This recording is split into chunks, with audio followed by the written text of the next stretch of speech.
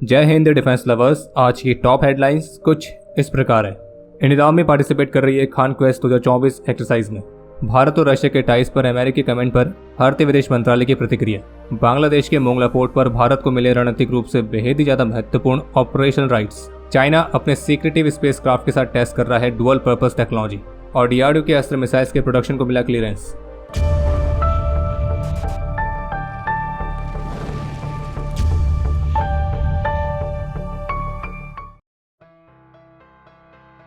Indian army की तरफ से दी गई जानकारी के मुताबिक मंगोलिया में आयोजित होने वाली मल्टीनेशनल जॉइंट मिलिट्री एक्सरसाइज, जिसका नाम है खान क्वेस्ट 2024, तो इसमें इंडियन आर्मी का कंटिजेंट भी पार्टिसिपेट करेगा। ये जो एक्सरसाइज है ये 27 जुलाई से 9 अगस्त तक जारी रहेगी और इसे पार्टिसिपेट करने वाले अलग अलग देशों की आर्मीज के बीच मल्टीनेशनल एनवायरनमेंट में पीस कीपिंग मिशंस के दौरान इंटरऑपरेबिलिटी को बढ़ाया जाएगा। और इस एक्सरसाइज में पार्टिसिपेट करने के लिए इंडियन आर्मी का जो कंटिजेंट है वो रवाना हो चुका है, जिसमें 40 पर्सनल हैं जो कि मुख्य रूप से मद्रास रेजिमेंट्स हैं, और जबकि एक वुमेन ऑफिसर और 2 विमेन सोल्जर्स भी इस कंटिजेंट का हिस्सा है। और इसे पार्टिसिपेट करने वाले कंट्रीज की आर्मीज एक दूसरे के साथ जॉइंट ऑपरेशंस को कंडक्ट करने के लिए अपनी अपनी टैक्टिक्स, टेक्निक्स और प्रोसीजर्स की बेस्ट प्रैक्टिसेस को भी शेयर करेगी। इसके अलावा एक अपडेट यह है कि आज Indian army chief general Upendra Dwivedi ने एलओसी के साथ चिनार कोर के फॉरवर्ड लोकेशंस को विजिट किया और यहाँ की सिक्योरिटी सिचुएशन की समीक्षा की है। और इस दौरान उन्होंने ग्राउंड कमांडर्स और ट्रूप्स के साथ इंटरेक्शन किया और ग्राउंड कमांडर्स द्वारा आर्मी चीफ को यहाँ की सिचुएशन के बारे में ब्रीफ किया गया।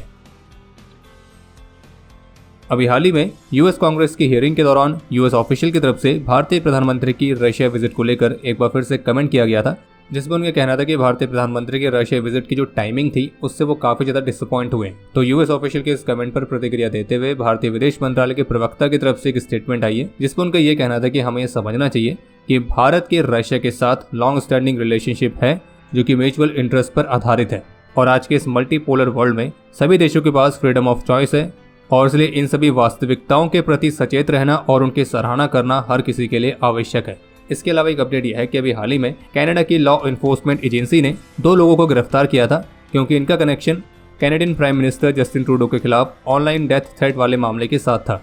तो इस मामले के बाद मीडिया ब्रीफिंग के दौरान भारतीय विदेश मंत्रालय की तरफ से भी एक प्रतिक्रिया आई है, जिसमें उनका कहना था कि वे कनाडा से इस बात की उम्मीद करते हैं कि कनाडा उन सभी एंटी इंडिया एलिमेंट्स के खिलाफ एक्शन लेगा जो कि बार बार इंडियन लीडर्स के लिए थ्रेट जारी करते रहते हैं। और इसके साथ भारतीय विदेश मंत्रालय के प्रवक्ता ने कनाडा पर डबल स्टैंडर्ड्स अपनाने का भी आरोप लगाया है, क्योंकि जैसे कि आप सभी जानते हैं कि कनाडा में जो कई सारे एंटी इंडिया एलिमेंट्स हैं वो समय समय पर भारत के लीडर्स के खिलाफ, भारत के इंस्टीट्यूशंस के खिलाफ, यहाँ की एयरलाइंस, यहाँ के डिप्लोमेट्स, इन सभी के खिलाफ लगातार थ्रेट जारी करते रहते हैं। लेकिन बावजूद इसके कनाडा ने अभी तक इनके खिलाफ कोई भी एक्शन नहीं लिया, बल्कि एक्शन लेने के बजाय कनाडा के प्राइम मिनिस्टर इनको खुले में सपोर्ट करते हुए दिख जाते हैं। वहीं दूसरी तरफ अभी हाल ही में जो कनाडा के प्राइम मिनिस्टर के खिलाफ एक ऑनलाइन डेथ थ्रेट जारी किया था, तो उस मामले पर कनाडा की लॉ इन्फोर्समेंट एजेंसी ने तुरंत ही 2 लोगों को गिरफ्तार किया।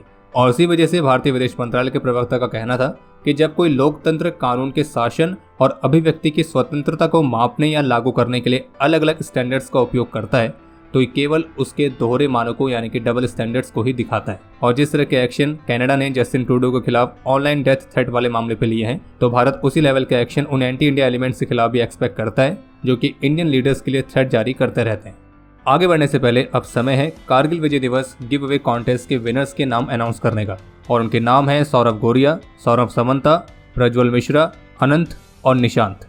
हमारे इन 5 विनर्स को ढेर सारी बधाई और स्क्वाड्रन की टीम जल्द ही इंस्टाग्राम के माध्यम से आपको कांटेक्ट करेगी ताकि समय पर आपका सरप्राइज गिफ्ट आप तक पहुंच जाए। और हमें उम्मीद है आपको बेहद ही पसंद आएगा। और बाकी आगे भी इस तरह के गिव अवेज हम लाते रहेंगे, पर उसके लिए बहुत जरूरी है कि आप चैनल को सब्सक्राइब करना ना भूलें। लेटेस्ट रिपोर्ट्स के मुताबिक बांग्लादेश के मोंगला पोर्ट पर भारत ने रणनीतिक रूप से बेहद ही ज़्यादा महत्वपूर्ण ऑपरेशनल राइट्स को सिक्योर किया है और इस डेवलपमेंट को इंडियन ओशन रीजन में चाइनीज नेवी के बढ़ते हुए इन्फ्लुएंस को काउंटर करने वाले भारत के प्रयासों के हिस्से के तौर पर देखा जा रहा है। और जो ये मोंगला पोर्ट है ये बांग्लादेश के 2nd लार्जेस्ट सी पोर्ट में आता है। हालांकि भारत और बांग्लादेश के मोंगला पोर्ट वाले डील की जो एग्जैक्ट डिटेल्स हैं उनका खुलासा नहीं किया गया है, लेकिन साउथ चाइना मॉर्निंग पोस्ट की रिपोर्ट के मुताबिक इस पोर्ट के टर्मिनल को इंडियन पोर्ट ग्लोबल लिमिटेड द्वारा ऑपरेट किया जाएगा। और साउथ चाइना मॉर्निंग पोस्ट की रिपोर्ट में फॉर्मर इंडियन नेवल ऑफिसर और Delhi based society for policy studies think tank के डायरेक्टर के हवाले से बताया गया है कि जो मोंगला है वो भारत के लिए पोटेंशियली एक बड़ी अपॉर्चुनिटी रखता है।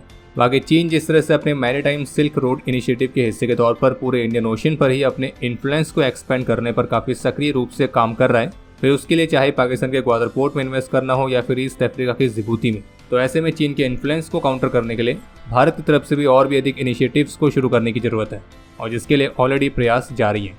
और इन्हीं प्रयासों के तहत बांग्लादेश के मोंगला पोर्ट पर भी ऑपरेशन राइट्स को सिक्योर करना निश्चित रूप से भारत के लिए एक महत्वपूर्ण जीत की तरह है। रॉयटर्स की रिपोर्ट में एक्सपर्ट्स के हवाले से बताया गया कि चीन का एक सीक्रेटिव अनक्रूड रीयूजेबल स्पेसक्राफ्ट जो कि एक रॉकेट बूस्टर के साथ लॉन्च होता है और एक गुप्त और फिर एक सीक्रेटिव मिलिट्री एयरफील्ड में लैंड होता है, जो कि संभावित रूप से टेक्नोलॉजी को टेस्ट कर रहा था, लेकिन इसका इस्तेमाल सैटेलाइट्स को मैनिपुलेट करने या उसे रिट्रीव करने के लिए भी किया जा सकता है। यानी कि चीन का जो ये अनक्रूड रीयूजेबल स्पेसक्राफ्ट है, तो इसके माध्यम से डुअल यूज टेक्नोलॉजीज को भी टेस्ट किया जा रहा है। और इस स्पेसक्राफ्ट के तीसरे मिशन में इस बात को ऑब्जर्व किया गया था कि कैसे एक ऑब्जेक्ट को रिलीज किया गया जो कि कई किलोमीटर्स तक आगे गया और फिर कुछ 100 मीटर्स पर उसने पीछे की तरफ मनोवर भी किया। और एक्सपर्ट्स का मानना है कि संभावित रूप से एक मिलिट्री एप्लीकेशन हो सकती है, लेकिन इसे नॉन मिलिट्री एप्लीकेशंस में भी इस्तेमाल किया जा सकता है। और ऑब्जेक्ट को रिलीज करना और उसे वापस प्राप्त करने वाली जो टेक्नोलॉजी है उसके कई अलग अलग फायदे हैं, जिससे कि आप अपनी सैटेलाइट्स को रिफ्यूल करने के लिए भी इसका इस्तेमाल कर सकते हैं। हालांकि चीन की तरफ से कभी भी ऑफिशियली इस बात को खुलासा नहीं किया गया है कि वे अपनी इस रीयूजेबल स्पेसक्राफ्ट में किस तरह के टेक्नोलॉजीज को टेस्ट कर रहे हैं, और ना ही उन्होंने अपने स्पेसक्राफ्ट की पिक्चर्स को पब्लिक किया। लेकिन एक्सपर्ट ये मानते हैं कि चीन का जो ये रीयूजेबल स्पेसक्राफ्ट है, ये संभावित रूप से अमेरिका के X-37B एयरक्राफ्ट जैसी टेक्नोलॉजीज को ही टेस्ट कर रहे हैं। और आपको ध्यान होगा भी कुछ दिनों पहले अमेरिका की तरफ से इस बात पर भी चिंता जताई गई थी कि रशिया और चाइना स्पेस बेस्ड वेपन्स को डिप्लॉय करने के बेहद करीब है। और जबकि रॉयटर्स की रिपोर्ट में इंडियन मिलिट्री ऑफिसर्स के हवाले से भी बताया गया है कि वे भी चाइना के स्पेस प्लेन के एग्जैक्ट पर्पस को लेकर अभी अनक्लियर हैं, लेकिन निश्चित रूप से भारत इसको लेकर कंसर्न था। और ये स्पेसक्राफ्ट एक अलार्मिंग सिचुएशन भी क्रिएट करता है, खास करके इसके डुअल पर्पस वाले नेचर को लेकर। लेकिन भारत भी इन सभी एक्टिविटीज को क्लोजली मॉनिटर कर रहा है। 23 और 24 जुलाई को भारत के deputy chief of air staff air marshal Ashutosh Dikshit DRDO, HAL और टाटा एडवांस सिस्टम लिमिटेड की फैसिलिटीज की ऑफिशियल विजिट पर थे। और इस विजिट के दौरान deputy chief of air staff द्वारा DRDO की अस्त्र मिसाइल्स के प्रोडक्शन क्लियरेंस को ग्रांट देना और HAL द्वारा एवियोनिक्स के स्वदेशीकरण और टाटा एडवांस सिस्टम लिमिटेड की फैसिलिटी में C-295 एयरक्राफ्ट के प्रोडक्शन को इंस्पेक्ट करना भी शामिल था। इसके अलावा एक अपडेट यह है कि भारत की इकोनॉमिक ग्रोथ और एक्सपोर्ट्स के लिए चीन की फॉरेन डायरेक्ट इन्वेस्टमेंट को रिन्यू करने वाले सजेशंस पर अथॉरिटीज की तरफ से कहा गया है कि भारत में चाइनीज इन्वेस्टमेंट को ब्लैंकेट अप्रूवल देना भारत के लिए सिक्योरिटी चैलेंजेस को क्रिएट कर सकता है। और इसलिए अथॉरिटीज का मानना है कि चाइनीज कॉर्पोरेट के बिहेवियर के साथ जो पास्ट के इश्यूज हैं, जैसे कि स्मार्टफोन्स और सोलर पैनल मैन्युफैक्चरर्स द्वारा कथित टैक्स चोरी, तो इनको देखते हुए सावधानी पूर्वक दृष्टिकोण की आवश्यकता पर जोर दिया गया। और एक्सपर्ट्स ने इस बात को भी नोट किया कि बाकी कंट्रीज ने भी चाइनीज इन्वेस्टमेंट पर प्रतिबंध लगा रखे हैं। और बाकी इस पर जो पूरी रिपोर्ट है आप उसे इकोनॉमिक टाइम्स के ऑफिशियल वेबसाइट पर जाके पढ़ सकते हैं। बाकी अब समय है आज के इतिहास का। आज ही के दिन 1999 में कारगिल में अपने अदम्य साहस और वीरता का परिचय देते हुए नायक कौशल यादव वीर गति को प्राप्त हुए थे और इन्हें मरणोपरांत वीर चक्र से सम्मानित किया गया। और आपके लिए आज का प्रश्न यह है कि ऑपरेशन सर्प विनाश कब और कहां लॉन्च किया गया था। और अब समय है आज के टॉप 3 कमेंट्स का, जो ये रहे आपकी स्क्रीन पर।